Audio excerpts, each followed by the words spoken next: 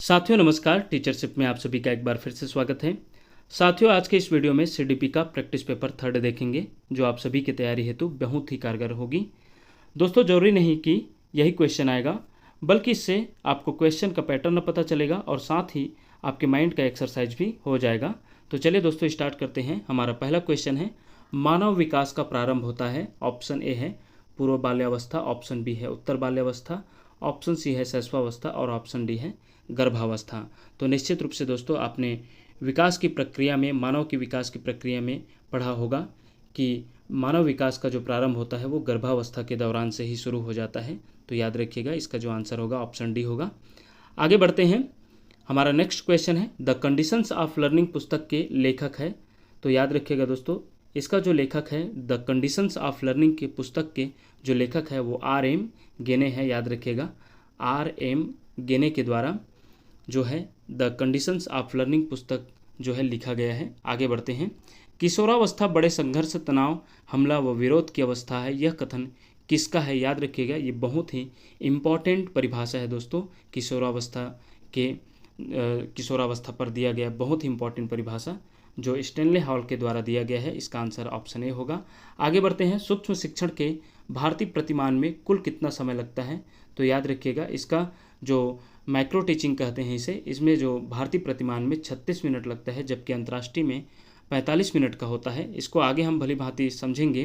देखते हैं सूक्ष्म शिक्षण का कुछ हम तैयार किए हैं दोस्तों। याद रखिएगा माइक्रो टीचिंग कहते हैं जो बीएड के अभ्यर्थियों के लिए या बेहतर शिक्षण के लिए इन्हें तैयार किया गया एक प्रक्रिया है सूक्ष्म शिक्षण, जो शिक्षण का एक लघु रूप है दोस्तों, जिसके जन्मदाता है A.W. एलन के द्वारा ये इसका तैयार किया गया था। अपने पुस्तक माइक्रो टीचिंग के में इसमें जिक्र किया गया है।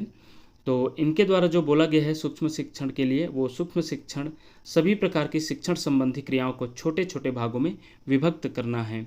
और B.M. शोर के अनुसार देखा जाए तो सूक्ष्म शिक्षण कम समय, कम छात्रों तथा कम क्रियाओं वाली तकनीक है।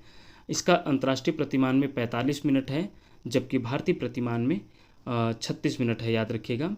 और अगर देखा जाए तो इसकी जो प्रक्रिया है सूक्ष्म शिक्षण की, भारतीय प्रतिमान के अनुसार पाठ्य योजना तैयार किया जाता है, फिर शिक्षण कराया जाता है 6 मिनट का, जो कम बच्चों या कम अभ्यर्थियों के द्वारा मतलब एक ही छोटे से कक्षा में बैठा के यह एक प्रक्रिया है दोस्तों, जिसमें बेहतर शिक्षण के लिए यह पूर्व प्रैक्टिस कहा जा सकता है। याद रखिएगा।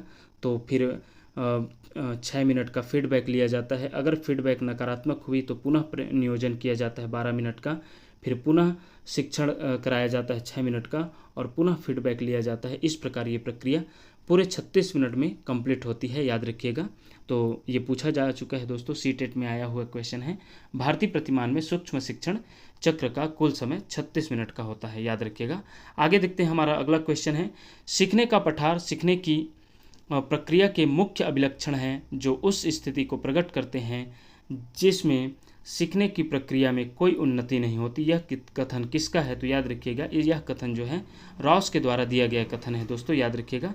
आगे बढ़ते हैं। हमारा नेक्स्ट क्वेश्चन है, स्तंभ ए तथा स्तंभ बी को सुमेलित कीजिए बोला जा रहा है दोस्तों। तो याद रखिएगा एनिमल इंटेलिजेंस है जो है दोस्तों थॉर्नडाइक के द्वारा लिखा गया बुक है।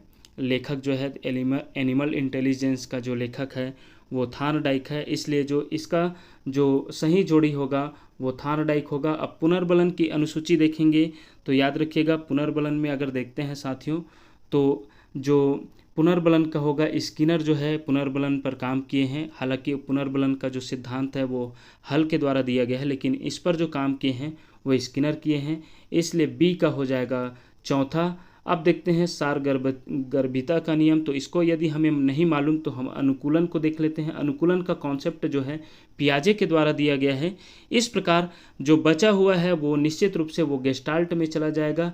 तो इसलिए इसका जो आंसर होगा वो बिल्कुल ऑप्शन सी में फिट खा रहा है दोस्तों। देखिएगा तो इसका जो आंसर होगा ऑप्शन सी होगा, थर्ड, फोर्थ, फर्स्ट और सेकेंड। याद रखिएगा दोस्तों यह जो है इसका जो आंसर होगा ऑप्शन सी। आगे बढ़ते हैं।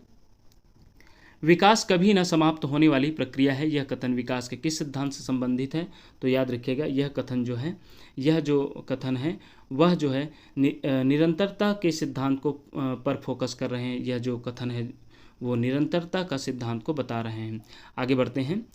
अगला क्वेश्चन है, संविधान के किस संशोधन से शिक्षा एक मौलिक अधिकार बन गया? तो याद रखिएगा दोस्तों, ऑप्शन डी जो है 86वें संशोधन के द्वारा संविधान के 86वें संशोधन के दौरान शिक्षा एक मौलिक अधिकार बन गया, याद रखिएगा। आगे बढ़ते हैं। अभिप्रेरणा के मूल प्रवृत्ति के सिद्धांत के प्रतिपादक है, तो याद रखिएगा अभिप्रेरणा के मूल प्रवृत्ति के सिद्धांत का प्रतिपादक जो है दोस्तों मैकडूगल है, जिनके अनुसार 14 प्रकार के मूल प्रवृत्ति बताया गया है, याद रखिएगा। मूल प्रवृत्ति के सिद्धांत जो है मैकडूगल के द्वारा दिया गया है। आगे बढ़ते हैं। विकास की किस अवस्था को कोल तथा ब्रूस ने संवेगात्मक विकास का अनोखा काल कहा है? तो याद रखिएगा यह जो कथन है बाल्यावस्था के लिए दिया गया है दोस्तों, कोल एवं ब्रूस के द्वारा। बहुत ही महत्वपूर्ण परिभाषा है दोस्तों, याद रखिएगा। आगे बढ़ते हैं। जब चालक कार की सीट बेल्ट बांध लेता है तब कार का सीट बेल्ट बर्जर बजना बंद हो जाता है, यह उदाहरण किसका है पूछा जा रहा है? तो निश्चित रूप से दोस्तों इसका जो आंसर होगा नकारात्मक पुनर्बलन होगा, क्योंकि जैसे बच्चों को अभिभावक के द्वारा किसी गलत काम करने पर डांट मिलता है तो वो गलत काम करना बंद कर देते हैं, जिसको हम नकारात्मक पुनर्बलन का उदाहरण समझते हैं। इसी प्रकार यहाँ पर चालक के द्वारा कार का जो सीट बेल्ट बांधने पर उसका जो बर्जर बजना बंद हो जाता है, जो एक नकारात्मक पुनर्बलन का उदाहरण साबित होगा। आगे बढ़ते हैं। यह कथन तुम मेरी पीठ खुजाओ मैं तुम्हारी खुजाऊंगा निम्नांकित में से किस प्रकार की नैतिकता की ओर इंगित करता है, जैसा कि पियाजे ने बताया है? तो यह दोस्तों इसका जो आंसर होगा सहयोग की नैतिकता का आरंभ होगा। आगे बढ़ते हैं। मीता ने खिलौना सांप से लगने वाला भय दूर कर लिया था, परंतु एक दिन अचानक उसका डर वापस लौट आया जब उसे अपने बिस्तर पर एक खिलौना सांप पड़ा मिला। भय के इस प्रकार वापसी को कहा जा सकता है, तो निश्चित रूप से इसका जो आंसर होगा दोस्तों स्वतः पुनर्प्राप्ति होगा। आगे बढ़ते हैं। निम्नांकित में से कौन सा कथन समीपस्थ विकास का क्षेत्र के संदर्भ में सही नहीं है? तो याद रखिएगा दोस्तों इसका जो अगर ऑप्शन देखते हैं तो यह वैगोत्स्की के सिद्धांत से जुड़ा है, तो यह तो सही है। यह बच्चे के सीखने की क्षमता की उच्च सीमा का निर्धारित करता है, तो यह भी सही है। यह उन कार्यों या क्रियाओं का क्षेत्र है जिन्हें बच्चा बिना दूसरों की सहायता के पूरा नहीं कर सकता और न ही स्वतंत्र रूप से स्वयं कर सकता है, तो यह भी समीपस्थ विकास के क्षेत्र के कॉन्सेप्ट से है, जिससे जेड-पीडी का सिद्धांत भी कहते हैं, जो वाइगोत्स्की के द्वारा दिया गया था दोस्तों। अब ऑप्शन डी पर नज़र करते हैं। यह उन कार्यों की उच्च सीमा है जिसे बच्चा सफलतापूर्वक स्वतंत्र रूप से कर सकता है, तो निश्चित रूप से दोस्तों यह जो है इस सिद्धांत जेड-पीडी का जो महत्वपूर्ण कॉन्सेप्ट है उससे रिलेटेड नहीं है, क्योंकि जेड-पीडी जो होता है जॉन प्रॉक्सिमल डेवलपमेंट, वह जो है दोस्तों बच्चा जो है कर सकता है और बच्चा जो नहीं कर सकता है उसके मध्य का क्षेत्र होता है, याद रखिएगा। तो इसका जो आंसर है ऑप्शन डी होगा। आगे बढ़ते हैं। निम्नलिखित में से कौन सी एक मुख्य प्रक्रिया नहीं है जिसके द्वारा सार्थक अधिगम घटित होती है? तो निश्चित रूप से दोस्तों इसका जो आंसर है वो है, याद रखिएगा इसका जो आंसर है ऑप्शन सी होगा दोस्तों, पुनरावृत्ति एवं अभ्यास जो है इसका आंसर होगा। आगे बढ़ते हैं। हमारा नेक्स्ट क्वेश्चन है दोस्तों, निम्नलिखित में से कौन सा स्तंभ क के बच्चों को स्तंभ ख में उनकी प्राथमिक विशेषताओं के सही मिलान को प्रस्तुत करता है? तो सबसे पहले हम स्तंभ क देख लेते हैं। स्तंभ क में प्रतिभाशाली, अधिगम अशक्तता, सृजनात्मकता, अवधान कमी, अति सक्रियता, व्यतिक्रम अर्थात ADHD है, जो दोस्तों याद रखिएगा अगर हम प्रतिभाशाली का देखें तो प्रतिभाशाली जो है शीघ्रता से एवं स्वतंत्र रूप से सीखने की योग्यता को बताती है, और वही अगर हम अधिगम अशक्तता की बात करें तो धारा प्रवाह पढ़ने में उनकी कमी होती है, और सृजनात्मकता की बात करें तो मूल साधनों के बारे में सोच सकता है, ये जो इसमें फिट होता है।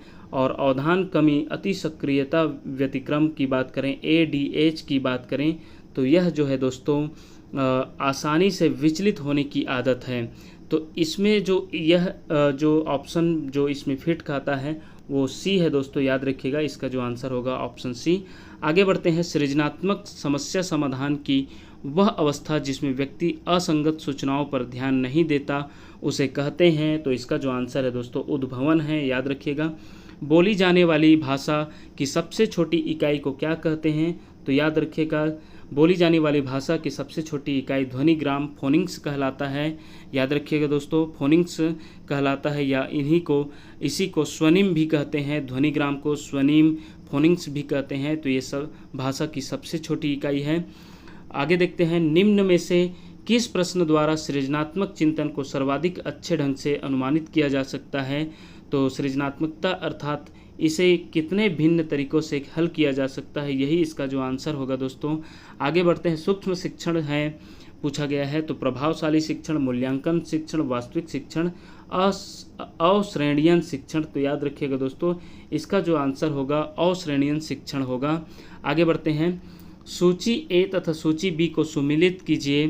तो ऑप्शन ए है, फर्स्ट है ए, हल के द्वारा, मैकडोगल के द्वारा, फ्रायड के द्वारा, मैस्लो के द्वारा।